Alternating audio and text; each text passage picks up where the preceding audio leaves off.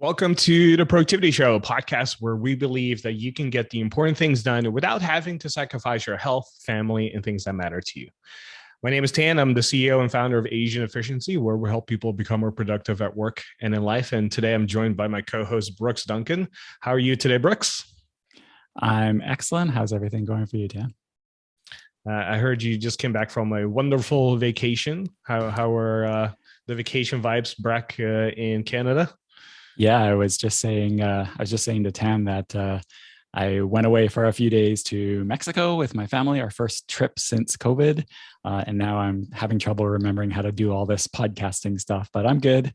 For those in the live stream watching me on the video, this is about as tanned as I get, which is not very, my whole family is very tan, but not so much me. I got the Northern European blood in me.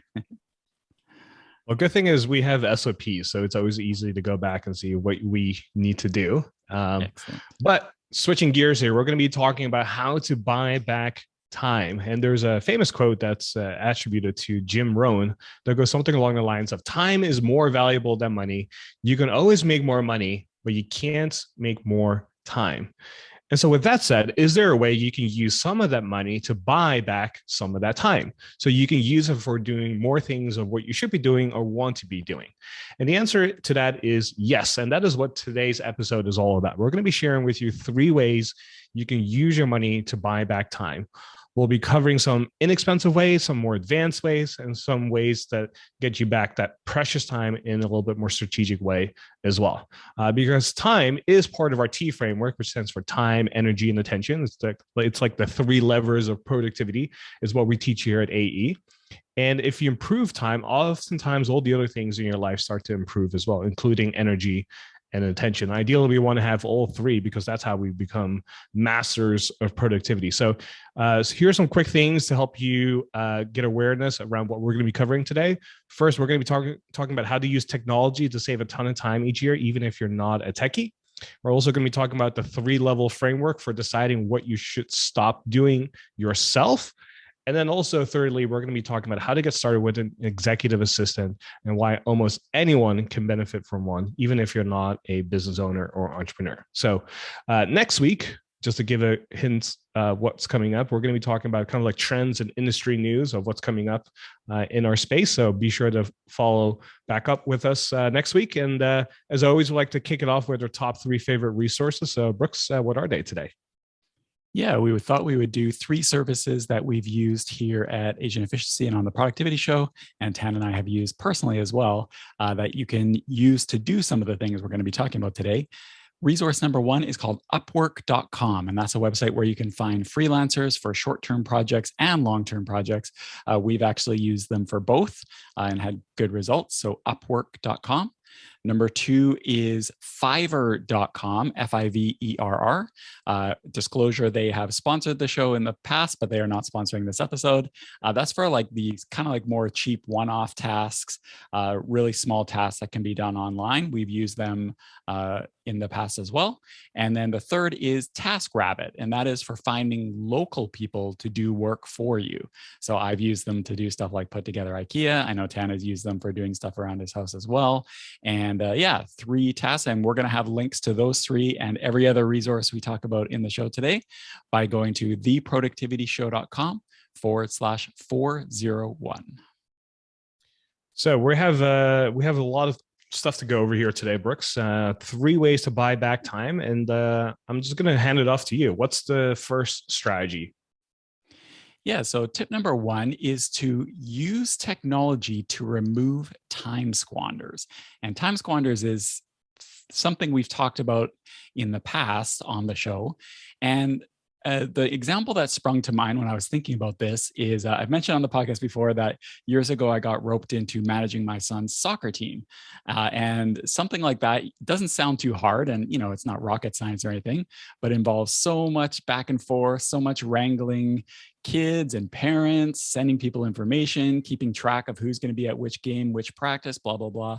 And at first I tried to do it on a spreadsheet or using notes on my phone and stuff like that, but it just got really time consuming and annoying. And then I tried a team management software, the one I personally use is called TeamSnap, and it does it all for you. It's saved me so much time, keeping track of everything, handles the messaging and stuff like that. And one simple technology tool has just given me back so much time. And it's kind of funny seeing the contrast for this, because just for this spring up here in North America, my son is playing on a different team, which I thankfully do not have to be the manager of. And the manager seems to be running everything through a WhatsApp group. So I'm going to see the opposite side of this, where they're trying to do things manually. And maybe if I'm nice, I'll introduce TeamSnap to them, because that's an example of a technology tool that just saves so much time and time squanders. And time squanders are what we define them as is those small tasks that we do regularly. They don't seem like a big deal in themselves, like marking down somebody who's going to be somewhere or something you do in your work. It doesn't seem like that big a deal, but added up, removing them just makes such a big difference in time, energy, and attention. It's like the T framework trifecta. Some other examples, say with personal finance, right? Instead of moving money to your different savings and investment accounts, paying bills manually, researching what to do with your money, you can try automating your finances. So having your savings and investments automatically transferred over, automatic bill pay, using index funds and ETFs instead of trying to time the market and pick a winner. And there's those robo advising services and stuff like that. Those are some example of time squanders that you can automate using technology. Another thing you could do is, and this is what we've mainly talked about with time squanders, is automating the things you regularly do on your computer or your mobile device. So things like keyboard shortcuts, built-in automation tools, file organizing tools, web tools, shortcuts if you're in the Apple universe. We actually have a free presentation on this about productivity systems. You can check that out at theproductivityshow.com/systems.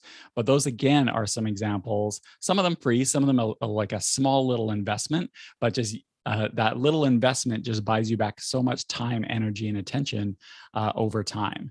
And then, of course, the kind of canonical example is automating delivery of essentials. So Amazon Subscribe and Save, coffee delivery services, diaper delivery, like all that type of stuff. And again, none of these things, these time squanders that you're eliminating, are huge in and of themselves, but all together over the span of a year, the savings of time, energy, and attention just add up and are huge. How about you, Tan? Do you use any technology to remove time squanders in your life? Oh, absolutely. Yeah. I think auto pay is probably the easiest thing people can do. So if you're paying bills manually right now, where you have to log in once a month or every other week to pay your bills, what is the solution for you to pay it automatically every single month, right? And again, it seems like such a small thing, but do it often enough and you start to realize how much time you waste. Hence why we call it a time squander. Like the classic example I always teach in classes is, imagine searching for an email attachment that's buried in a chain of 20 emails. Like that in itself doesn't seem like that big of a deal, but we do this oftentimes 3, 4, 5 times a day. And if it takes about, let's say 10 minutes or so to find that specific email attachment and you do it 6 times a day, guess what? That's just an hour that you just wasted, because if you're organized enough, you should be able to find that in like 5 seconds or less, right? And that's why we teach that sort of stuff inside of our courses, like easy organization system, where we help you get organized and give you the systems and tools you need to automate all of this stuff. And you could take it even a step further. And the big idea behind all of this, again, is if you're willing to invest just a little bit of money into technology, it can often save you hundreds of hours a year. So for example, even using an app or a tool like Hazel, right? Or other tools like that, like Keyboard Maestro, or just learning how to use shortcuts on your phone, might take like a few dollars and a little bit of time of setup. Well, once you set it up, it just saves you so much time over the years. And so for me, as another example, like a real world tool example, like I think I've mentioned to you here, Brooks, and all the people on the podcast, like how big of a fan I am of the Theragun. I believe I was able to convince you to buy one. I think Alice ended up buying one as well. So it's basically like a percussion device or like a tool to kind of help you self massage. So if you work out a lot, if you run a lot or something, instead of getting a massage twice a month, which is what I used to do, now I only go once a month because now I have a Theragun. And so it cost me like $500. It's a little bit more on the expensive end, but you don't have to buy the most expensive version. There's like $150 or so that you can spend as well. But a massage on average is about $150 or so, right? So by saving myself 6 times going in a year, that's like $900, and I made a one-time investment of $400 or $500. And over the next few years, that's going to pay off even more so, right? So if you're willing to invest a little bit of money up front, whether it's an app or a platform or a tool like TeamSnap, and you see the use case to save time, like I want you to start thinking about like what can you do to save time right now that you're doing manually with a tool or a piece of technology. And if you can think of that and come up with a solution, you'll probably start to realize there's a lot of things you can do to buy back time that way. This is actually semi-related in the spirit of buying back time. We actually have a version of the productivity show you may not be familiar with called TPS Plus. And what that lets you do is get a special upgraded version of the productivity show where you get episodes ad-free. So, we love our advertisers, but I know some people like to save a little bit of time. So the episodes are totally ad-free. Also get them a week early. And there's bonuses like if you are a annual member, you get a one tweak a week t-shirt, which is very coveted. And you get the actual show notes that Tan and I use when we record these episodes. And you also get access to a special live stream where the members are joining us as we record. And I was just looking through the live screen as we're recording. And I love the speed of execution that some of our members have. Like Nico said, that she just ordered their first job on Fiverr. So good job, Nico. Alice says +1 on Upwork. And Lee says coffee is definitely an essential, which I 100% agree with Lee there. Gotta have the coffee, make sure the spice flows, as they say. So yeah, you can go learn more about TPS Plus at theproductivityshow.com/plus. And Tan, what's tip number 2? Well, tip number 2 is to delegate or outsource your personal tasks. So think about all the things that you're doing in your life right now. And maybe some of those things are things you don't particularly enjoy, right? Those are always good things to pay attention to. And what if you had a magic wand that said, oh, what if someone else did this? And what if someone else who did this actually enjoy doing this and you're willing to pay them to do this for you? How much time would you save?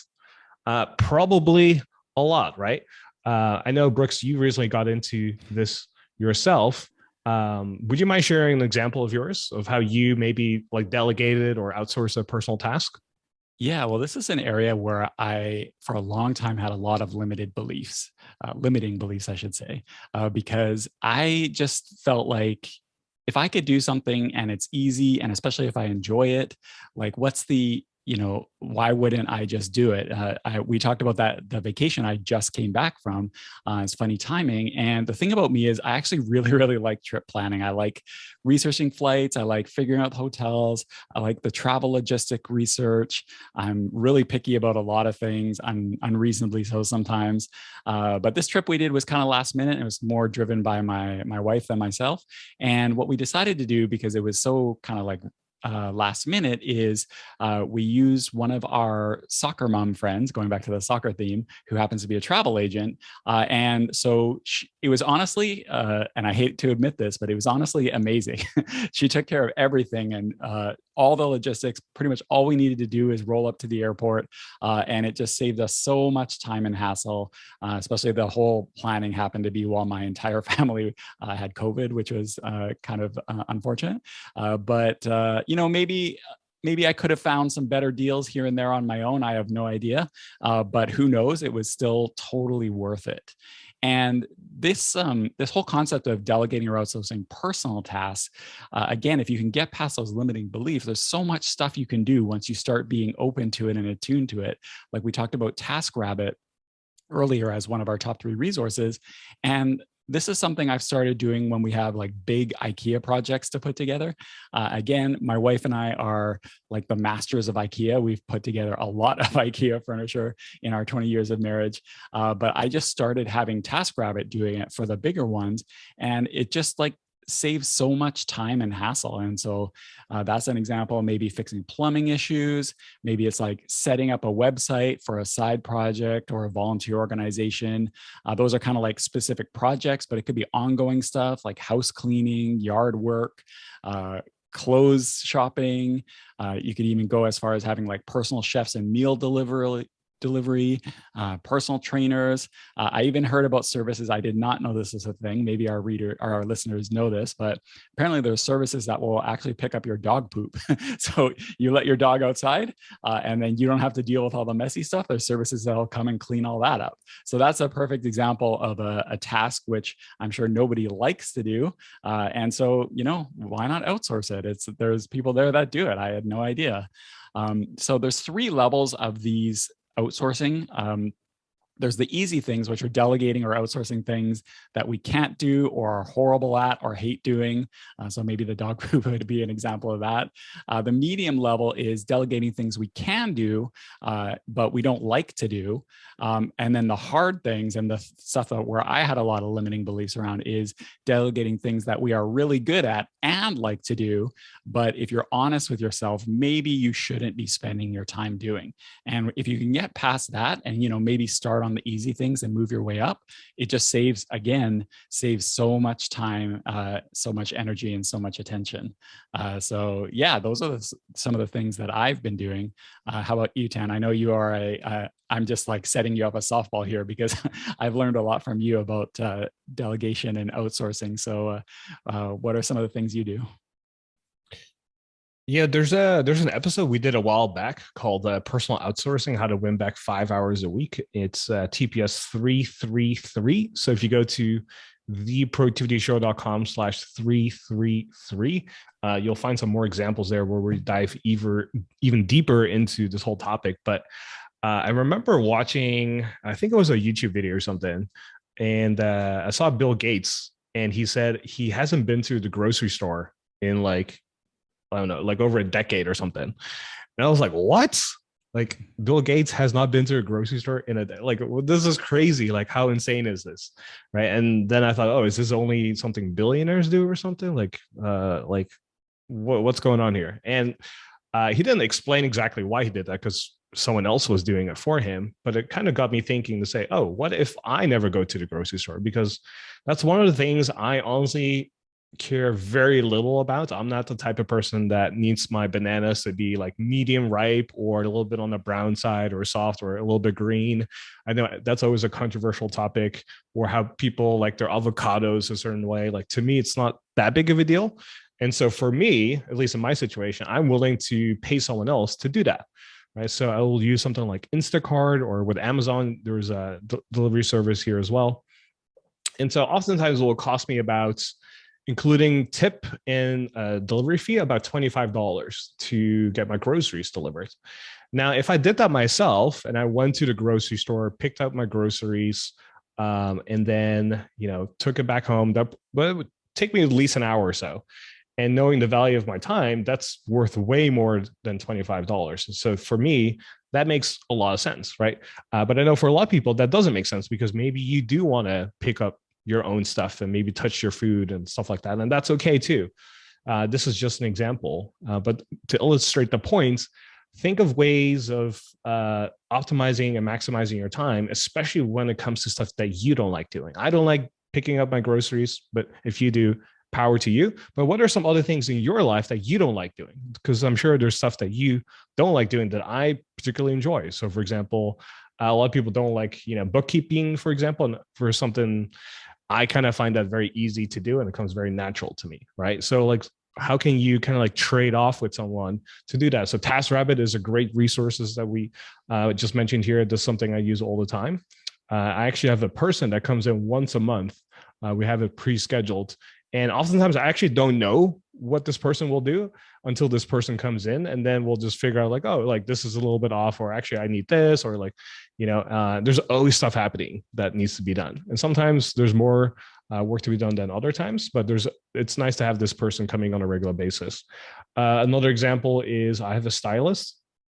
So that way I don't have to worry about like what I need to wear, especially when the seasons change. So typically here in Austin, it's basically two seasons. Like spring and summer is basically one season, and then fall and winter is like another season.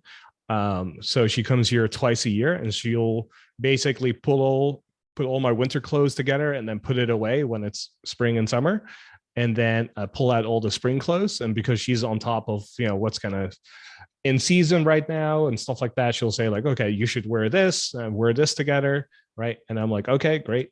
And then she leaves, and then I have my clothes ready. So I didn't touch a thing other than my wardrobe is like completely revamped. Or if it's missing something, she'll say like, oh, consider buying a Henley or something like in this color. Like you can buy it at this store or something, or online. And she'll give me the link as well, and then just go, okay, great. So I don't have to do any of the thinking or the labor.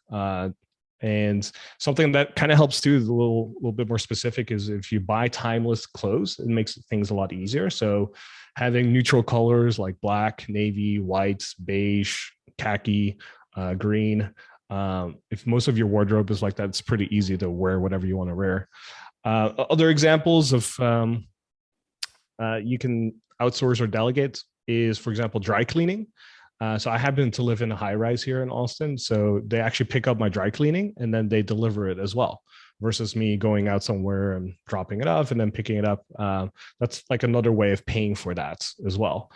Another example is I have two chefs, and this sounds really crazy, but it's really not.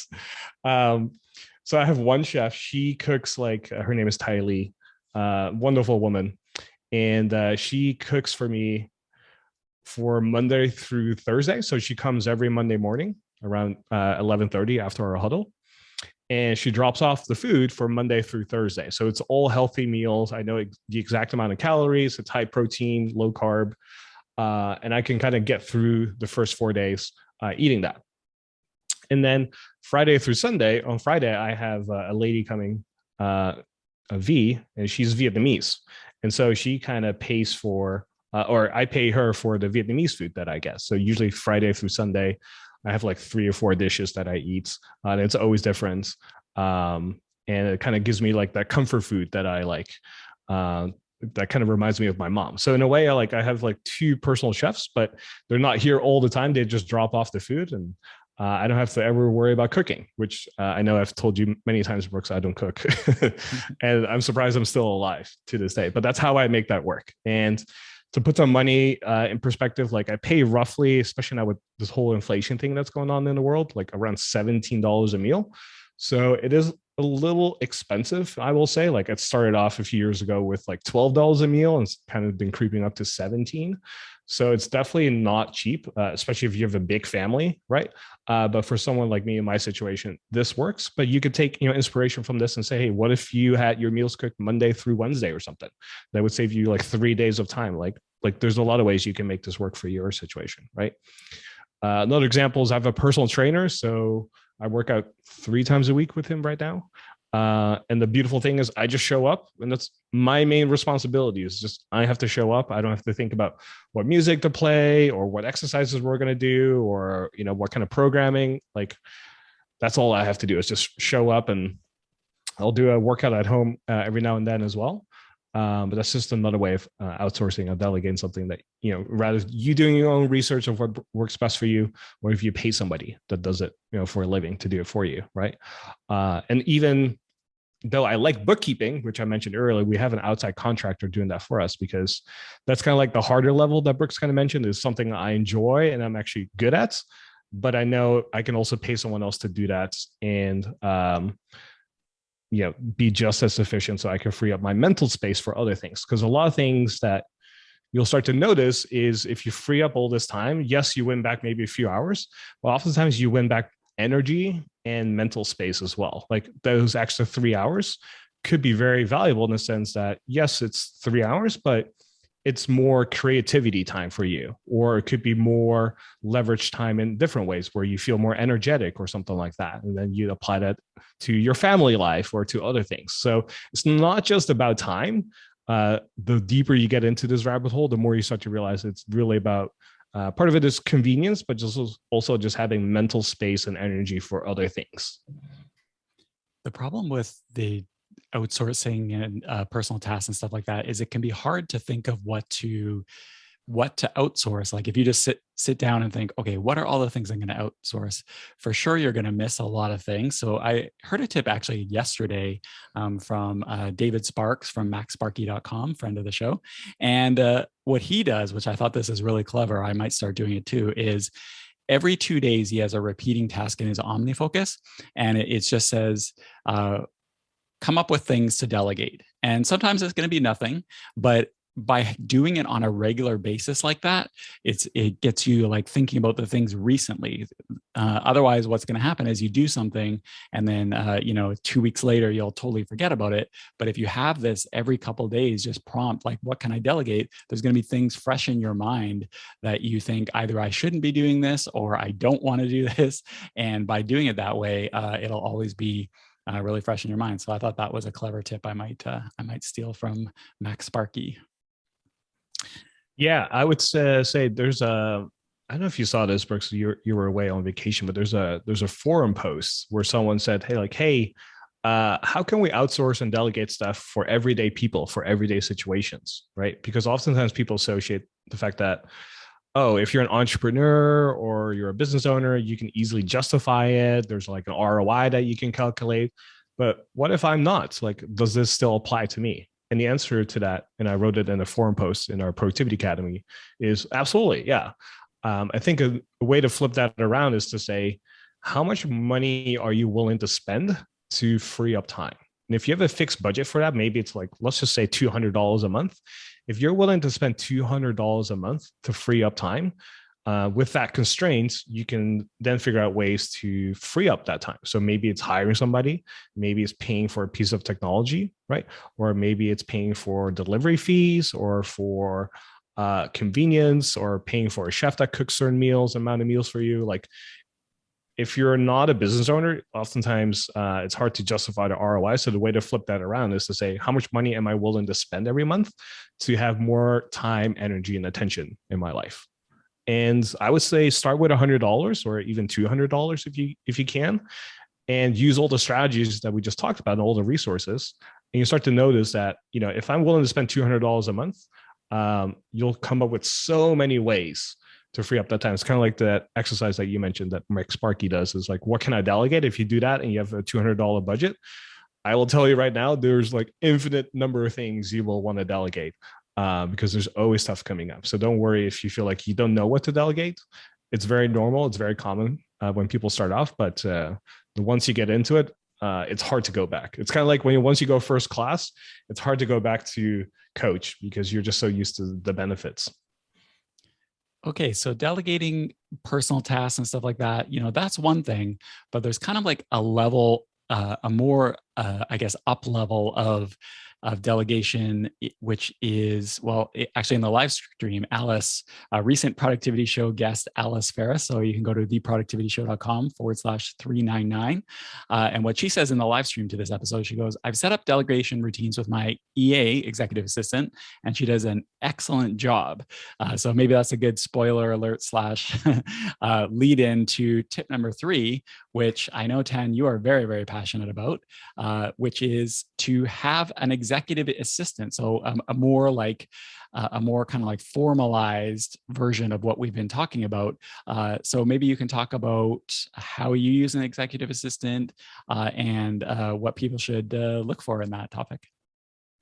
Yeah, I would say tip number 3 for today is to consider getting an executive assistant. And the way I got started is I was probably 6 years too late getting one. So learn from my mistake. And the way I got in was a lot of my successful entrepreneurial friends had an executive assistant. So if I wanted to book a meeting with them or meet up with them or arrange something with them, I would always work with their executive assistant. And I said, why are you doing this? Why couldn't you do that yourself? Like, because I do everything myself. It's pretty easy. I'm pretty efficient. And they said, yeah, I could do it myself, but having an executive assistant kind of helps me free up time and mental focus. I said, okay, that's interesting. And then as I was talking to more people about it, I noticed like all the kind of like successful people had one. I was like, there's maybe something to this, right? And on being on the outside, I didn't get it because I was very efficient already, and this is part of my job is being efficient. But I had to figure this out, and I said, okay, you know what? I'm a little skeptical, but I'm going to try it. So I tried it out for a week, where I hired a person to kind of help me with tasks for a week.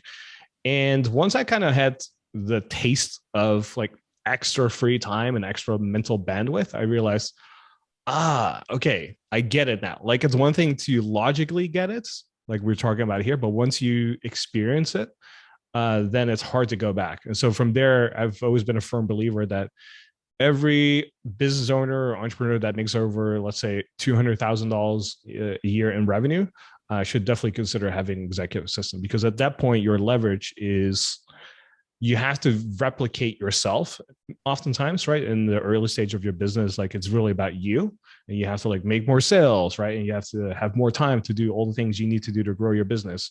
So whatever you can do to replicate yourself or free up time so you can do yourself and do all these other things, that's where the leverage comes in, and that's where an executive assistant is really handy. So the limiting belief that a lot of people have after I've talked to them about this is that they think they need somebody full time and that it's really expensive.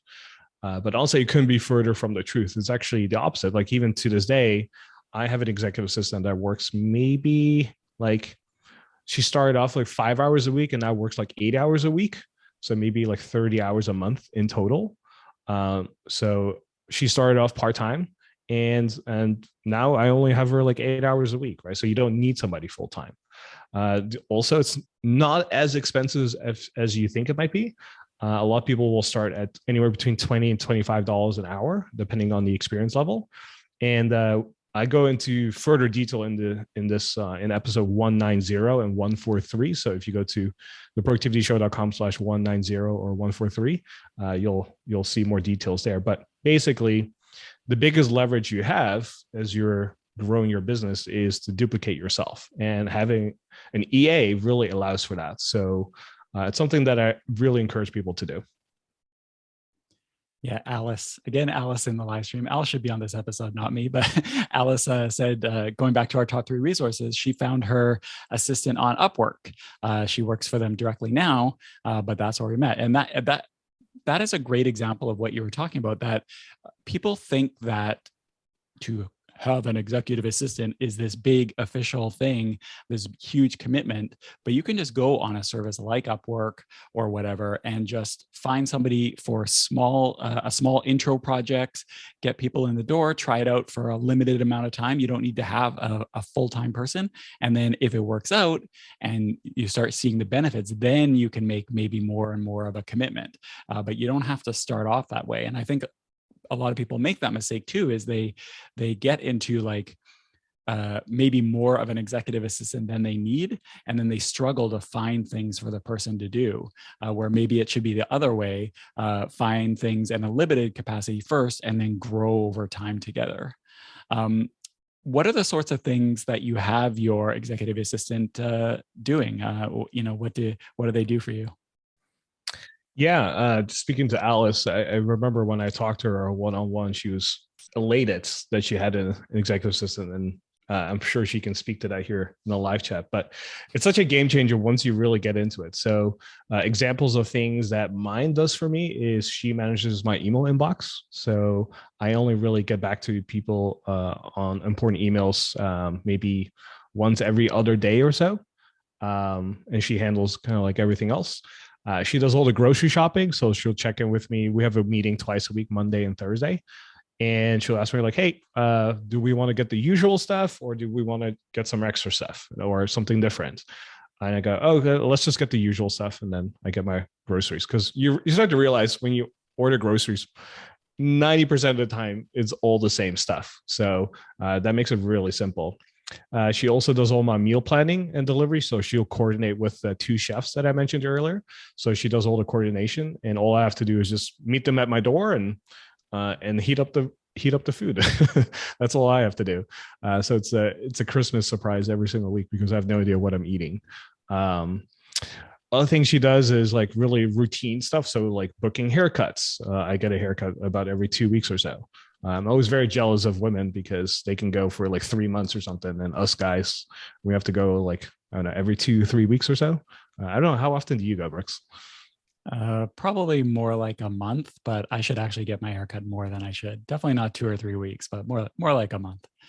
Okay. Yeah. So imagine having someone do that for you, right? Like that's one other example. Another thing is like the massage. Like I usually get a massage once a month. So she arranges that for me. And because she knows my schedule, she can easily find stuff. And she knows like, oh, in the morning, Tan does like his focus work. So we're definitely not going to book a massage then. But other times of the day or weekends or whatever are more flexible, right? I also go to like a place called Generator here where they have infrared saunas and the float tank and cold tubs and stuff. And I'll go there for recovery, which I told her like, hey, I want to do this like 2 times a week at minimum. And she kind of knows too, based on my schedule, if I'm really busy, then she'll make extra slots available where I can go a third time. She also does all my travel booking. So I'll say like, hey, I want to see my family in California. Can we go sometime around these dates? And then she'll book it because she's worked with me for so long now. She kind of knows like all the little details of like, okay, I like to sit on an ale seat. Like I'm an ale kind of guy. I don't like window seats. She knows like if I'm going on long flights, what kind of food that I like to eat on a plane. She knows like, oh, if I'm going internationally, what kind of restrictions are there? Like, especially with COVID and everything, do we have to test for something before we get in, or is everything a little bit more lax? Like, what are the protocols there, right? And then putting it all together in Tripit, which is the app that I use to keep track of everything. Same thing, like she kind of helps with booking stuff with my girlfriend. So if we want to go for dinner somewhere, I'll tell her like, hey, we're looking for a nice sushi restaurant or something around this time, or a nice Italian. Could you help us book something? And oftentimes, even if the places that we want to go to are fully booked, there are some hacks that you can use to still get a seat. So I'll tell you one right now. I hope nobody will steal this, but if I'm making it public on a podcast with millions of downloads, I'm sure people will use it, hopefully. But one thing that she discovered, and I'll share with you here, is if the restaurant is fully booked online, whether it's Open Table, Resi, or whatever you use, walk-in is always available. Like restaurants always have capacity for walk-ins, right? And so what that means is there's always capacity, essentially, even if it's fully booked, quote unquote, online. So what you can do is if you call the restaurant and you say like, hey, and my executive assistant Jury will do this. She will call the restaurant and she'll use like important language such as like, oh, my clients is really interested in going to your restaurant, and she'll do the research as well. And she'll say like, hey, he's really interested in trying this dish that you guys specialize in. Is there any chance that we can get a seat for him and his partner or girlfriend for Friday night at 8 o'clock or something, even if it's, a bar seat or whatever. And oftentimes, like 90% of the time, they'll say, oh, yeah, we can make something happen. You just have to ask, honestly, and just make that phone call. So she does that for us as well, and it works a lot of the times. Other things like just being on the phone. So you might have to call your bank or something, or an airline or a credit card company. And sometimes there is sensitive information, right? So sometimes what does happen is she will get on the phone, and then they ask for verification somehow because she's a woman and I'm a male, so like she cannot pretend to be me, right? And so oftentimes she'll do a three-way call when that time comes when I have to verify that this is actually me, and I'll say yes, this is Jury, my executive assistant. She can act on my behalf, and then they'll go okay, and it's all recorded on phone, right? So and then they can go ahead and proceed. So sometimes that does happen. But a lot of times, once that first time it happens, I will usually ask them like, hey, can we have Jury on the call list or something? So in the future, she can act on my behalf. So there's all these things you can do. Again, so many things you can do to free up time that I wish I actually wrote a blog post on this, because I could probably write like a 5,000 word blog post of all the ways you can free up time. But I would just say you can probably win back easily 20 hours a week. And the good thing is not all of it has to be reinvested for quote unquote productivity time, right? Doesn't mean that when you get an extra 20 hours that you have to work an extra 20 hours or use that time to work. It could also be just for leisure, just the convenience to say, hey, I don't have to work an extra 20 hours. And you're willing to pay for that as well. So you just kind of have to figure out what works for you. But again, the biggest thing is just get one, maybe for like 2-3 hours a week just to get started. Highly recommend working with someone who has at least 2 years of experience. So you don't have to do a lot of training. They kind of oftentimes train you and then go from there. The three-way call example is a good example of I think the thing that some people think that you hire an executive assistant and all of a sudden everything's magically off your plate. You don't need to do anything. You can just like sit on the beach or whatever. There are things like it does take a little bit of time to adapt. There are things that you will need to work through. So it's good to kind of expect that over time. And I know you get into that more in the 2 podcast episodes that you referenced. So we'll make sure to link those in the show notes. But good thing to remember that, first of all, there will be some things that you do still need to be involved in, at least at the beginning. But a lot of times once that does happen, there are always ways that you can kind of like make it smoother for next time. So kind of have an open mind and a more collaborative approach versus just, oh, I'm just going to dump everything on this person, so I don't need to deal with it anymore. The more collaborative you are, I think the better it's going to work out long term. Now, one final question for you. We've been talking about the concept of an executive assistant as a specific person. So you mentioned Jury, who's great. But sometimes we get questions about, what do you think of using services for this? Like, Fancy Hands is an example, but there's other ones. So instead of having like a specific EA, having just a service you can contact and maybe they have your details on file. Do you have any thoughts on that? Or is it better to just go with an actual person? Yeah, I think services like Fancy Hands are great just to get started with. So if you're pretty new to delegating and outsourcing things, using a service like that makes it really easy, because the big benefit is they do all the hiring. So you don't have to worry about finding the right person or hiring or skill testing or anything like that. They've all done the hard work for you. So all you have to do is just write in what the task is and what needs to be done, and then they go ahead and execute it. And they oftentimes have tons of experience doing that. So I think it's a great way for people to get started, especially if you have a very specific task. So the more specific you are, the easier it is for them to execute. So to give an example, let's say, your anniversary is coming up and there's like 20 restaurants that you want to go to, or there's like 10 restaurants you want to go to, but one of them is maybe the right fit, or you're not sure which one to go to, or which one can serve like a gluten allergy, for example, right? And then you could say, hey, you know what? Here's a list of 10 restaurants. My partner has a gluten allergy. Which one is the best, right? And then they can do the research for you. They could call the restaurants. They can do the research online. They can read the reviews. Could you do it yourself? Yes, you totally could, especially if you already know what needs to be done. But guess what? Researching 10 restaurants could easily take an hour or two, right? So if you already know what needs to be done, then something like Fancy Hands is really helpful. The power of an EA is really the fact that you build compounding relationship benefits over time. And what I mean with that is, with Fancy Hands, you might get a different person every single time. So if you have a specific task, that's great, but they don't really learn your preferences as well, versus working with one person that gets to know you as a person over time and learns your preferences, and then also learns the ability to make decisions on your behalf as well. So that's where an EA is much more powerful. So if you're going for the long run, I would say an EA is the better investments. But if you're brand new, like something like Fancy Hands kind of gives you that quick win that goes, oh, like I get it now.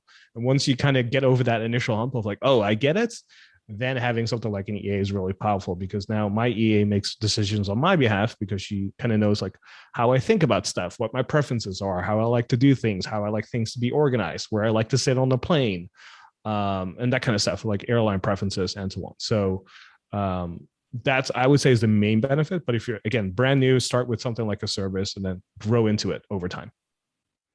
All right. So somebody wants to start buying back time. Where do you think they should start? Yeah, just to conclude this episode, we always want to make sure it's actionable, right? So if you made it this far, what is one thing that really stood out to you today? Is it maybe using a service like Fancy Hands, buying a piece of technology, an app or tool to save you some time, or maybe coming up with a list of things to delegate? Like, what's the one thing that stood out from you here today? And what I recommend you do next is just focus on that one thing and think about how can you save 1 hour a week with this one thing. And if you line it up, I'm guaranteeing it right now, you'll be able to save that hour next week. No problemo. So go ahead and get started with that. Next week, we're going to be talking about our industry news and what's happening in our space. So if you want to be on top of things, be sure to check back. And everything that we mentioned today will be in the show notes. So you can always go to theproductivityshow.com/401. Thanks again. Thanks, Brooks. And we'll see everybody next Productive Monday.